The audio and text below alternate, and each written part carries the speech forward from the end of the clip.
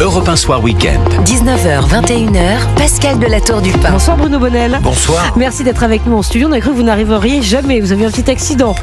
Malheureusement, l'intelligence artificielle du périphérique n'a pas marché. Et Waze. Non, mais c'est pas vous, votre accident. Non, pas ah du non, tout. c'était un accident sur le périph'. J'avais mal compris, j'étais inquiète. Non, vous êtes secrétaire général pour l'investissement en charge de France 2030. En gros, j'explique et je parle sous votre contrôle. C'est un organisme d'État qui est en charge d'un plan d'investissement de 54 milliards d'euros. Alors, chers auditeurs d'Europe 1, 54 milliards, ça peut vous paraître dingue, mais face aux 500 milliards de Donald Trump, ça paraît tout petit. Vous allez nous expliquer ça, Bruno Bonnel. Voilà, sur 5 ans pour faire émerger des startups et investir dans les technologies innovantes telles que l'IA. Donc Emmanuel Macron est en train de s'exprimer à la télévision, on parle beaucoup d'IA, innovant l'intelligence artificielle, voilà les prouesses médicales que ça va engendrer. Bref, tout ça, c'est très très abstrait, pour nous aujourd'hui. Est-ce qu'on est vraiment si en retard que ça, Bruno Bonnel ? Bon, d'abord, on n'est pas en retard parce que l'IA, ça ne fait que commencer. Il faut que vous imaginiez. On n'a pas loupé le train. Non, pas du tout. Il faut que vous imaginiez 3 grandes étapes de l'humanité. La première, c'est l'outil. Oui. Le jour où on invente l'outil, on améliore la dextérité humaine, la capacité à faire des choses. Ensuite, il y a eu la machine qui a transformé, qui a amplifié nos forces, qui nous a permis de faire des trucs incroyables. Et aujourd'hui, il y a l'IA qui nous augmente nos capacités cognitives. Donc c'est une vraie révolution, elle commence, tout comme l'outil a pris des millénaires, tout comme la machine a pris des centaines d'années, et il y aura de l'IA encore pendant très longtemps. Et ça ne doit pas faire peur aux gens, c'est simplement quelque chose qu'on va intégrer. D'ailleurs, vous utilisez de l'IA tous les jours. Hein. Ah bon ? Waze, c'est typiquement de l'IA. On prend plein de données, puis il y a des ordinateurs très intelligents qui vous disent par où passer dans les rues.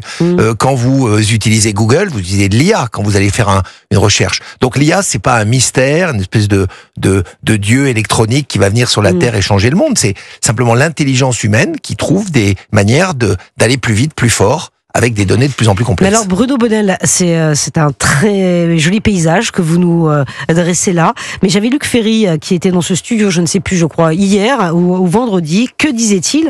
Qu'en fait, on était quand même très en retard et que surtout l'IA allait remplacer mais tout un tas d'emplois.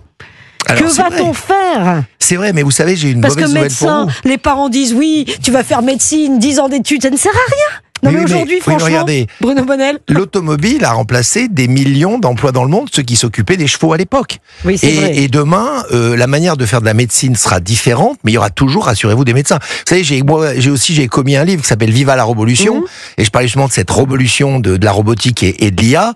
Et je disais, la dernière phrase, c'est la révolution ne nous donnera pas d'excuses pour ne pas faire attention à l'autre. Si on peut se débarrasser de plein de choses grâce à l'IA et rester humain face à l'humain, je pense que les médecins seraient contents. Et au lieu de passer des heures à simplement traiter du papier ou voir de la donnée, de véritablement non, mais ça, ce sera l'IA qui le fera. Justement. Voilà, il y aura plus de papier, c'est des robots qui opéreront et l'IA qui dressera des diagnostics. Mais si, je vous jure, Philippe Guibert. Ah oui, sûrement. Oui, des robots, et ils opèrent déjà. Vous savez, beaucoup de gens sont extrêmement précis. Ils ne sont pas fatigués. Des gens qui se font opérer des yeux, par exemple, sont souvent opérés avec des robots.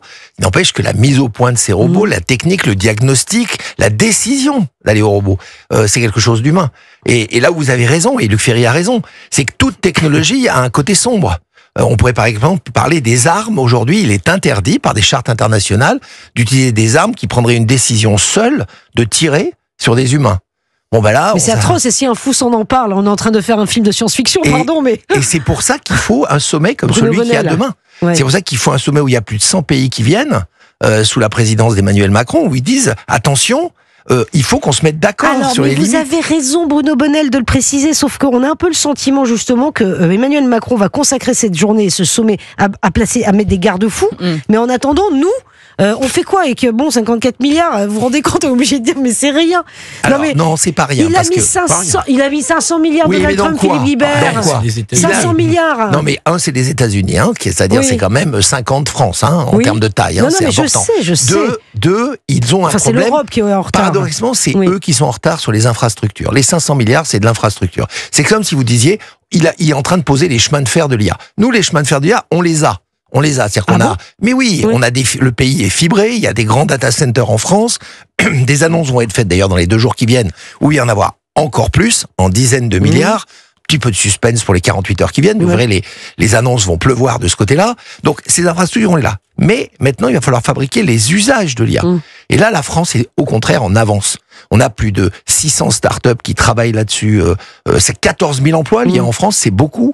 Donc non, il faut arrêter la morosité. On va passer à 100 000 ingénieurs, c'est ça, de 40 on va passer à 100 000 ingénieurs. Donc une des choses qu'a fait le plan France 2030, que je pilote, c'est justement d'avoir ouvert une dizaine de centres qu'on appelle les IA clusters, où on fabrique des ingénieurs et des doctorants et des gens qualifiés pour l'IA. C'est une force de frappe incroyable. Arrêtez de faire médecine, si les parents nous écoutent, surtout envoyez vos enfants dans ces filiales pleines d'avenir. Bruno Bonnell recrute à tour de bras. Non mais c'est vrai. Non mais il faut faire médecin et IA. Il faut faire les deux. Oui, aujourd'hui on finance par exemple dans la chirurgie qu'on appelle 4.0, on finance les formations de chirurgiens professionnels utilisant des robots. Donc on va encore plus loin, c'est-à-dire qu'on essaye d'associer le meilleur de l'homme et le meilleur de la machine. C'est ça l'IA, c'est rien d'autre. D'accord, il faudra plus engranger la connaissance, mais il faudra savoir pratiquer l'IA. C'est dingue, non? Je sais pas, Philippe Guibert, ça vous inspire quoi? Non, qu'il faille pratiquer l'IA, c'est une évidence. On n'a pas le choix. La ministre du Travail, Astrid Bouvet-Panossian, que vous connaissez sans doute, faisait une tribune dans le JDD aujourd'hui, en disant il faut que les salariés s'y mettent et que les entreprises s'y mettent. Et elle regrettait que ça soit un peu lent, qu'il n'y ait que 10% de mémoire de salariés qui sont... Donc là, on est un peu en retard quand même, non? Je peux vous donner, ou pire ou mieux, je ne sais pas. Il y a 80% de vos petites têtes blondes qui, dès le collège, 80% utilisent couramment ChatGPT et tout ce qu'on appelle l'IA générative. Il y a que 20% des profs qui l'utilisent. Vous voyez bien que là, il y a un problème, il va falloir faire rattraper. Justement, il va falloir rattraper ces générations et justement ne pas rejeter l'IA comme étant le diable électronique, mais au contraire de dire ça va faire partie de nos vies, ça devient quelque chose de naturel et n'ayons pas peur de l'IA. L'IA est plutôt là pour la qualité de la vie.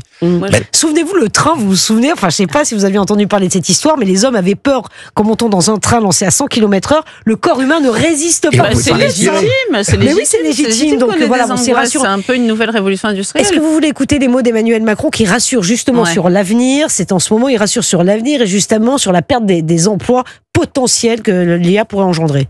Il faut le penser comme des assistants. Et donc l'intelligence artificielle, ça va jamais remplacer l'homme. C'est pas vrai, je crois pas du tout moi à ça. Je le dis, c'est une série de technologies. Ce qui nous trouble là, c'est qu'on a des modèles qu'on appelle génératifs, et en particulier des modèles de langage. Mais ça fait des décennies qu'on fait déjà de l'intelligence artificielle.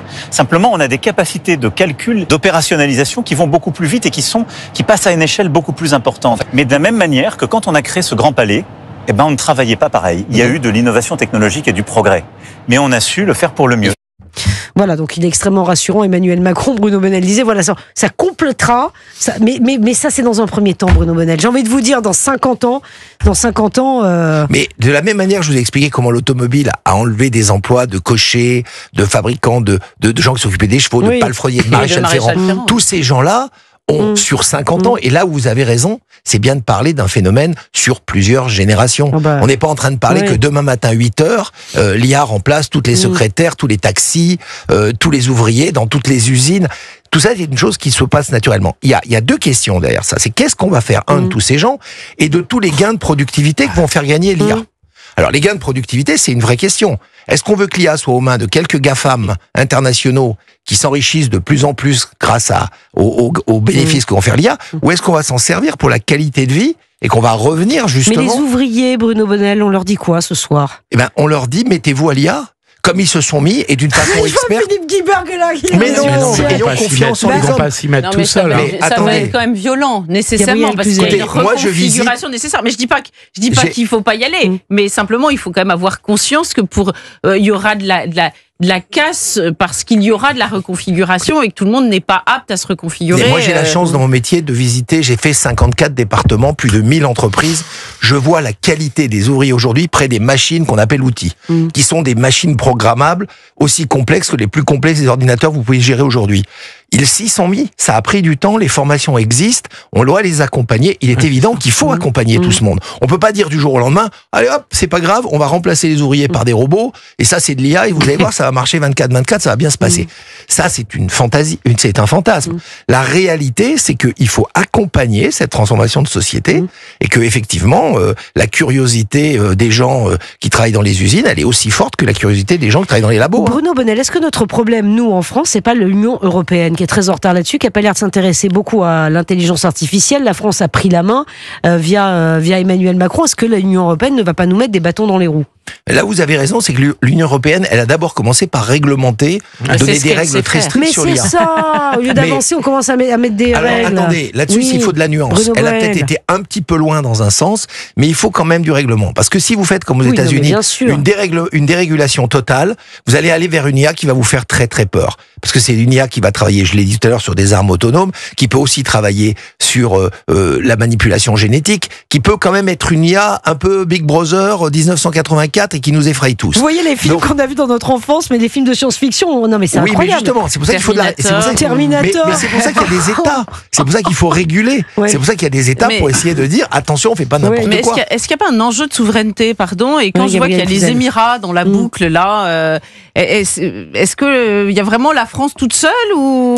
Non, moi, je m'inquiète sur la question de la souveraineté avec le partenariat des Ah oui, parce qu'on n'a pas d'argent, donc on va chercher l'argent. Vous avez à la fois raison et tort, ça veut dire qu'il faut fixer les règles du jeu, mais on ne peut pas laisser l'IA être juste le duel entre la Chine et les États-Unis. Donc il faut amener des moyens pour qu'il y ait un bloc central, si je peux m'exprimer ainsi. C'est assez à la mode, le bloc central en France. Il faut qu'il y ait un bloc central européen. Qui dirige. Et voilà. Non, pas forcément. Pas forcément, parce que l'IA, c'est pas qu'une question de milliards, c'est aussi une question de talent, et on en a beaucoup. Donc, Bruno Bonnel, vous restez avec nous, s'il vous plaît? Oui, vous avez, bien sûr. C'est bon. Je suis à votre disposition. Bon. Ah, c'est formidable. On a plein de choses à vous montrer et je vais vous faire réagir aussi au deepfake de Emmanuel Macron aujourd'hui. Alors là, ça fait parler tout le monde. Hein. Quasiment 2,6 millions de vues sur Twitter, 2,9 millions sur Insta. Enfin, Twitter, X, pardon, excusez-moi. Mais pour l'instant, sur Europe 1, il est 20h44. Europe 1 Soir Week-end. 19h, 21h, Pascal de la Tour du Pin. Bruno Bonnel est toujours avec nous dans ce studio, secrétaire général pour l'investissement en charge de France 2030. Vous avez 54 milliards, je résume pour ceux qui nous rejoignent, pour développer, c'est votre mission, et investir dans des technologies innovantes telles que l'IA pour la France. À l'instant, me dit-on, Emmanuel Macron annonce 109 millions en plus. Ah. Bon, je découvre l'information en même temps que vous, chers auditeurs d'Europe 1. 109 millions supplémentaires pour l'IA, ça me paraît pas beaucoup, ça. Le milliard, vous croyez? Oui. C'est millions ou milliards, Thomas Lacroix? Non, je pense que c'est milliards. Bon, il vérifie. C'est milliards? Oui, parce que c'est des fameux projets équivalents aux 500 milliards des États-Unis, qui sont les installations de data centers. Alors, les data centers, ça se compte en dizaines. Milliards, oui, vous avez voilà, ça se compte en dizaines de milliards. Non mais vous voyez, on parlait tout à l'heure. Vous vous rendez compte, les chiffres donnent le tournis. On est dans le rouge vif. Comment expliquer aux auditeurs d'Europe 1, pardon, Bruno Bonnel, qu'on est dans le rouge vif? Oui, mais ça, c'est de l'argent. Ah bah tiens, je vais sortir 105 milliards. Non, mais ça, c'est pas de l'argent public, c'est de l'argent privé. Ah, c'est très intéressant. Il faut le préciser aux auditeurs. Comme aux États-Unis, les 500 milliards qu'annonce M. Trump n'est pas de l'argent public, donc ça ne touche pas la dette. Et au contraire, c'est un gage de confiance. C'est un gage de confiance, parce que mettre un data center, c'est pour plusieurs dizaines d'années. C'est pire qu'une centrale nucléaire en termes d'infrastructure. C'est très très complexe. Donc ça veut dire que s'ils se mettent en France, c'est qu'ils ont confiance sur le long terme en la France. On a toujours mais ce que je veux dire, c'est encore une fois, je m'interroge sur la souveraineté qui est le payeur? Parce qu'on dit Emmanuel Macron met 100 milliards sur la table, c'est pas lui qui les met, nous sommes d'accord. Mais pas plus que c'est Donald Trump, hein. Non, mais nous sommes d'accord. J'avais bien compris cela aussi. Mais qui les met, celui qui les met, il sera un peu le maître de ces data centers. Non, mais là, c'est comme quand quelqu'un qui construirait un appartement, une opération immobilière. Oui, mais c'est pareil. Les gens qui vont habiter à l'intérieur de ces data centers, c'est-à-dire les logiciels qui vont tourner sont des logiciels qui sont français ou qui sont européens, qui vont pouvoir être singularisés. Donc attention, il faut faire la distinction entre ce qui est l'infrastructure, donc les data centers qui sont en fait des je suis d'accord, mais c'est de la même façon que quand vous achetez des immeubles, quand le Qatar achète des immeubles en France, il met un pied en France, il est propriétaire d'un petit bout de France. Vous voyez, moi il me semble qu'il y a un agent de souveraineté qui est quand même écarté un peu vite sur ces data centers. C'est des fonds européens, ou des fonds qui viennent du Moyen-Orient? Alors c'est des fonds divers et variés. Il y a des fonds européens, des Émirats. Il y a des fonds européens et il y a une annonce qui a été faite sur des fonds effectivement Émirats. J'ai autre question. Est-ce qu'on sera souverain sur les données dans les data centers? Ça, c'est fondamental de l'être et il faut absolument l'être. Mais on va l'être ou pas? Vous avez la garantie? La réponse, c'est que c'est pour ça qu'il y a ce type de sommet et qu'il y a des décisions qui se passent au niveau. Qui se passent au niveau de l'Europe et des assemblées nationales, le réciproque de chaque pays, notamment sur les données de santé, par exemple. Si je peux vous rassurer, elles sont excessivement encadrées et souveraines. On ne fait pas n'importe quoi avec les données de santé des Français. Mais la vérité, on n'aura plus en fait la main là-dessus. Mais pourquoi on n'aurait plus là-dessus? Mais pourquoi on l'aurait plus là-dessus? Vous ne garantissez pas que les données seront sécurisées dans les data centers. Je peux que vous dire que si on met pas les lois qui vont bien, enfin, et c'est ce qu'on fait, hein, les lois et les règlements qui vont bien. C'est les Américains qui vont avoir la main dessus, je le sens comme ça, Bruno Bonnell. Vous le sentez, j'espère que vous le sentez pas très bien, parce que c'est pas le cas, et je pense que ça fait partie. On n'a pas de rapport de force, mais c'est vrai, on n'a pas de. Mais si on a un rapport de force, mais lequel? Nos propres données et la manière de les organiser, de les diffuser. Le piratage informatique, ça existe, donc je peux vous garantir qu'il n'y a pas des attaques sur les données, mais ça c'est quelque chose qui est du domaine de la cyberdéfense, par exemple. Hein. La cyberdéfense, c'est des logiciels qui défendent nos données, justement. Et ça, c'est important. Mais dans la régulation, elles ne sont pas ouvertes à tout vent. J'écoutais les droits d'auteur, par exemple, qui disent on se fait pirater nos droits d'auteur, et après on a des logiciels d'intelligence artificielle qui fabriquent des nouvelles musiques ou des nouveaux films ou des nouvelles images. Bon, ces données-là, elles sont protégées et elles doivent être protégées. On peut pas faire n'importe quoi avec les auteurs. Donc les données, c'est pas encore garanti que nos données soient protégées pour l'instant. Mais j'arrive pas à vous convaire, mais c'est pas grave. Je continuerai à insister que oui, ça peut être garanti à la fois par la réglementation et les qualités technologiques. Bon. Mais enfin, oui, il faudra vraiment sécuriser tout ça. Non, mais c'est vrai, c'est normal, Bruno Bonnell, qu'on s'inquiète de savoir que tout le monde va avoir accès à notre dossier médical ou je ne sais que sais-je encore, notamment les. C'est absolument normal, et c'est là que la prise de conscience européenne est importante de se protéger. Donc c'est à la fois libérer ces données pour que les chercheurs européens puissent travailler et qu'on ait une IA de performance, et nous protéger, effectivement, parce que les enjeux de l'IA sont aussi géopolitiques, et avoir accès aux données d'un autre pays, c'est important. Mais on n'est pas mauvais en cyber. Hein. Non, c'est vrai. On est classé 3e à ce qu'on appelle le Global Ranking. Non, mais c'est vrai qu'on n'est pas mauvais. Les startups et tout ça, la France a toujours brillé là-dessus. Donc, mais on est plutôt très fort. C'est pour ça qu'il faut faire. On a de bons chercheurs. Mais bien sûr qu'on a de bons chercheurs. 80 centres de recherche en IA. Hein. Il faut les faire revenir, les chercheurs. On n'arrête pas. Rassurez-vous, on n'arrête pas. Faites-les revenir. Ils sont partis aux États-Unis. Luc Ferry me le disait. Les meilleurs chercheurs français en domaine de l'IA, ils sont partis aux États-Unis. Oui, mais vous savez, ils partent et puis finalement ils s'aperçoivent entre les propositions qu'on fait en termes de à la fois opportunité de travail et qualité de vie. On a les moyens de les payer, ces gens-là. Mais on a les moyens de les payer. En tout cas, on regrette, malheureusement, on aimerait les payer beaucoup plus. Mais on a aussi les moyens de les convaincre que les enjeux de l'IA, c'est aussi les enjeux de souveraineté que vous avez évoqués. Elle a raison, il faut faire bouger cette petite fibre qui est importante. Bon, allez, on dit un mot sur le deepfake d'Emmanuel Macron. Aujourd'hui, on va réécouter, s'il vous plaît, chers auditeurs d'Europe 1, si vous l'avez loupé. Je vous dis, c'est quasiment 5 millions de vues postées ce matin sur le compte Instagram d'Emmanuel Macron. Je fais cette petite vidéo pour essayer de vous remonter le moral. C'est quand même une dinguerie, tu vois. Mon Dieu. Prends ensuite tous les cheveux qui restent sur le côté droit. La techno a une culture à part entière. Et tu voudrais qu'elle soit ta reine ce soir. De luxe, n'hésite pas à t'abonner pour plus de vidéos. Bisous mes petits loups. Bien joué.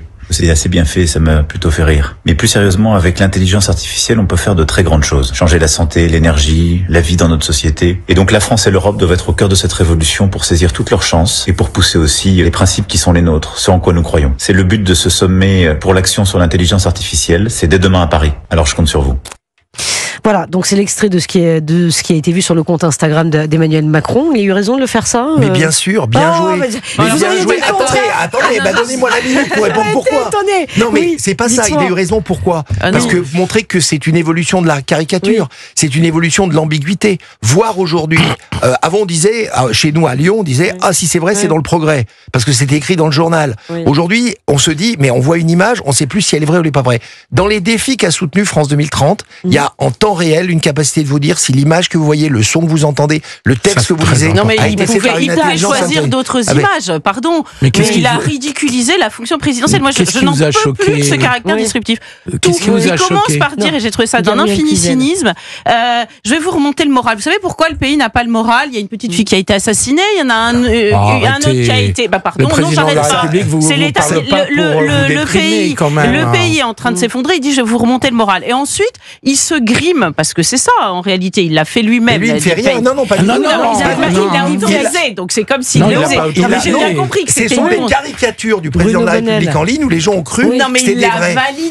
Il l'a validé. Donc, si vous voulez, il n'est pas Emmanuel Macron, il est le président de la République. Il ne faudra pas qu'il s'étonne ensuite d'être méprisé. Vous savez ce que disait le... Enfin bon, Chambord, ça ma personne n'est rien, mon titre, mon principe et tout. Si vous voulez, il est le président de la République, c'est lui. Un peu d'humour quand même. Non, le côté disruptif, McFly et Caruso, tous ces machins-là.